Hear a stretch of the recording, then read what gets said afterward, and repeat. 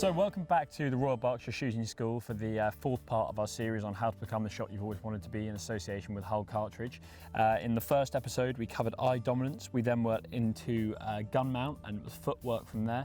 So now Tom, you want to talk about sort of bringing it all together, you know, how to approach that first partridge day of the season and that first partridge that comes over the hedge, is that right? Yeah, so in this episode we're going to talk about putting a structure into the way that you shoot. It's all very well and good practicing your gun mount, developing your footwork, but you've got to be able to bring it together. Having a structure, the way you shoot your game through the season will give you consistency and help you to shoot to the best of your ability. When you say structure, do you mean that sort of when you get out there into the field, you've got to have a routine that you go through to shoot as well as you possibly can, and what might a routine actually look like? Yeah, so you're getting out there, you're getting on peg, you're getting yourself set up, you're taking into, you're being aware of what the drive's like, what the weather conditions are like, what you're going to be expecting. And then obviously the structure and the way that you actually shoot. So how you address your birds, how you actually approach those first coveys, that first pheasant, whatever we're going to be shooting at. If you constantly change the way you shoot and you try this and try that, it'll only bring in consistency. And that's why many of you will find that you'll have a good drive and then suddenly you'll have a bad drive. So Tom, one of the things you've said to me before is that with your clients, it's sometimes as though they're trying a different technique from one week to the next. And the analogy that you use, if you look at a sort of professional javelin thrower, they've got everything absolutely down to a T, and consistency is the sort of rule. Yeah, you've got to have that consistency. The practice you're putting in at the playground and the lessons that you may be having, you have to be able to transfer that into the field, otherwise it's a pointless exercise. There's no point in a top batsman spending hours in the net, then just to go and face a fast bowler and decide to completely change the way he bats. And also sort of confidence. You're saying that often people will spend a long time over the summer practicing on the playground, and then they get out there into the field and it sort of seems like a slightly different thing, and excitement gets the better of them and they just go completely wild. So how can you have confidence in your shooting on your first day on the peg, on that first partridge day of September? Your confidence comes from experience. Everybody has, I would call it, the first drive jitters, that first bird. Being able to overcome that is having that confidence with your shooting, and you need to pull that confidence, your style and technique from the ground that you've practiced through the summer into the field. So Tom, if people are looking to buy cartridges for their partridge days this season, Hull have the partridge cartridge. What is it that makes it so good for the partridge?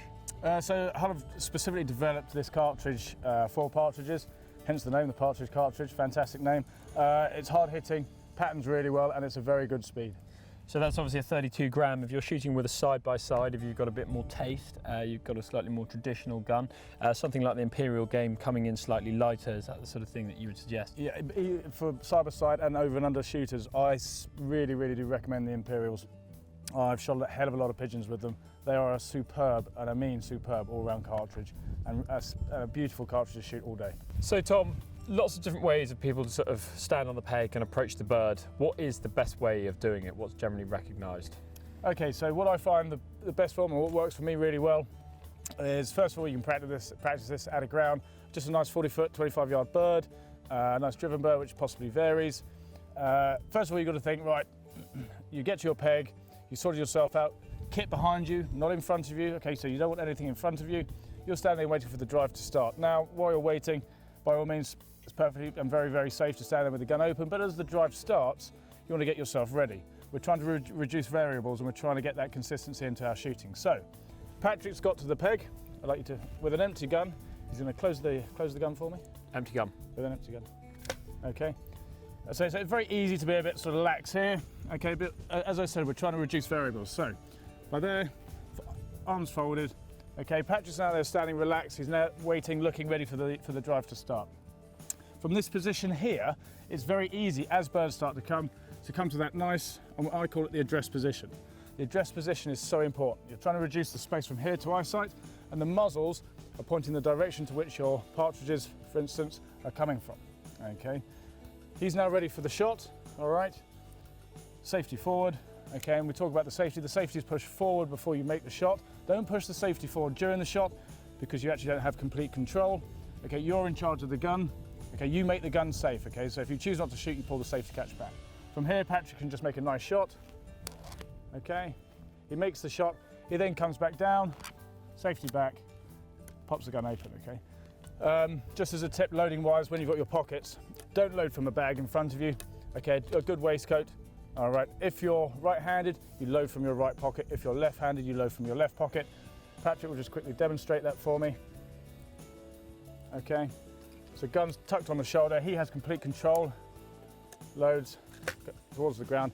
Okay, that nice relaxed position. Okay, so you're waiting for the drive to start, please, Patrick. Waiting for the drive to start. Sorry. Okay, so he's waiting for the drive to start. Okay, birds start to move in out. He's picked a bird from a covey. He comes out nice addressed position. Okay, muzzles are working with him and his eyesight. Stock's in a nice position, just tucked onto the arm, slightly away.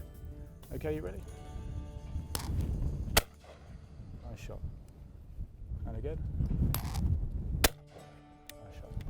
You come back now. Okay, so that's your nice basics, how you should be standing, how you should be relaxed, ready. Okay, you're there. Less time to come to here. There's no point in, if I could just borrow that gun for a second, Patrick. Where you see sort of people, the gun's empty, guys. Where you see people sort of standing there like this. Okay, these muzzles aren't working for you, the stock's miles away.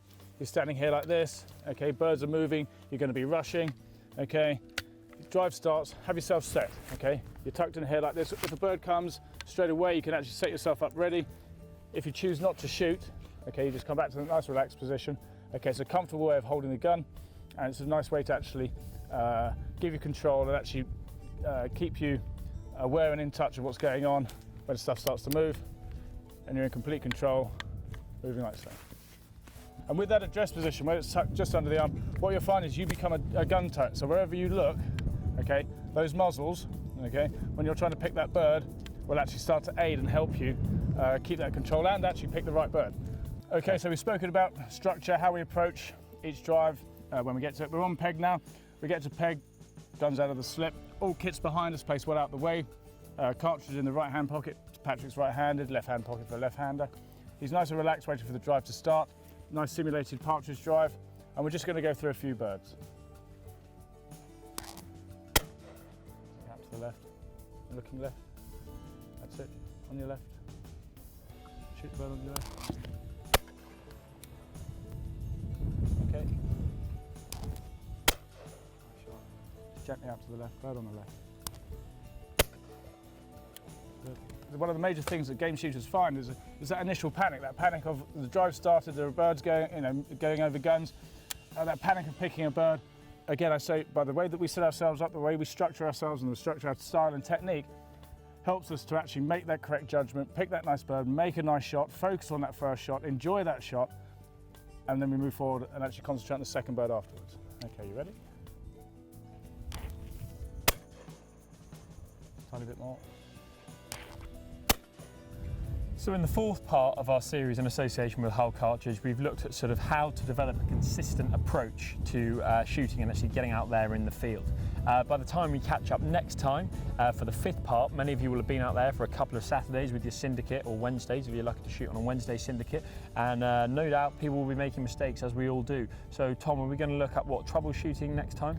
So next time we're going to be looking at the common faults, the common problems that people have, trying to iron out those the difficulties and the irritating things that can happen, and sometimes it can leave you on a drive completely lost and confidence knocked for the rest of the day.